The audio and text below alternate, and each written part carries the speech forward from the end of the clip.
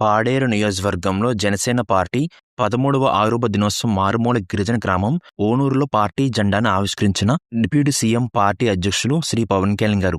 ఈ కార్యక్రమంలో పాల్గొన్న ఆహార పౌర సరఫరా శాఖ మంత్రి శ్రీ నాదెండ్ల మనోహర్ గారు.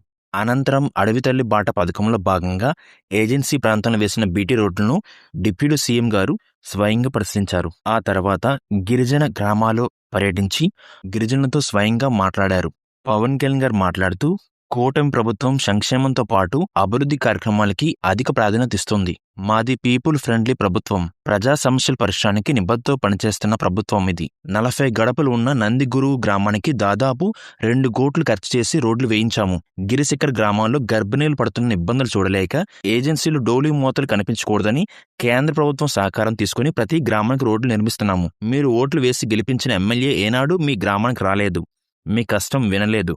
వారి హయాంలో నిధులు మళ్లించారు తప్పితే ఏనాడు కూడా అభివృద్ధి ఊసే ఎత్తలేదు. జలజీవన్ మిషన్ పథకంలో 4,000 కోట్లు దుర్వినియోగం చేశారు. మేము అధికారంలో వచ్చిన 18 నెలల్లోనే గిరిజన గ్రామంలో 460 కిలోమీటర్ల మేర రోడ్లు వేశాము. గిరిశిఖర్ ప్రాంతంలో వేయాల్సిన రోడ్లు, ఇవ్వాల్సిన నీళ్లు, కట్టించాల్సిన పాఠశాలలు, భవనాలు ఇంకా ఉన్నాయి. రాబోయే కాలంలో నిబద్ధతతో వాటన్నింటినీ పూర్తి చేస్తాము. ఈ ప్రాంతంలో కూటమి అభ్యర్థులు గెలవకపోయినా ఎక్కడ విపక్ష చూపించలేదు. జనసేన పార్టీ 13వ ఆరుబ దినోత్సవ వేడుకలు లక్షలాది మంది మధ్య జరుపుకోవచ్చు. కానీ అరణ్యం మధ్యలో 40 ఇళ్లు మాత్రమే ఉన్న మారుమూల గిరిజన గ్రామంలో జరుపుకోవాలని ఇక్కడికి వచ్చాను. ఈ ప్రాంతంలో ఆవిర్భావ వేడుకలు జరుపుకోవడం చాలా ఆనందంగా ఉంది. 70 ఏళ్ళుగా రోడ్లు చూడని గ్రామానికి ఈ రోజు రోడ్లు వేయించాము. నేనే స్వయంగా వచ్చి నాణ్యతను పరిశీలించాను. ఇక్కడ ప్రజలు, యువత అండగా నిలబడితే అభివృద్ధికి ఎలా ఉంటుందో మేము చేసి చూపిస్తాము.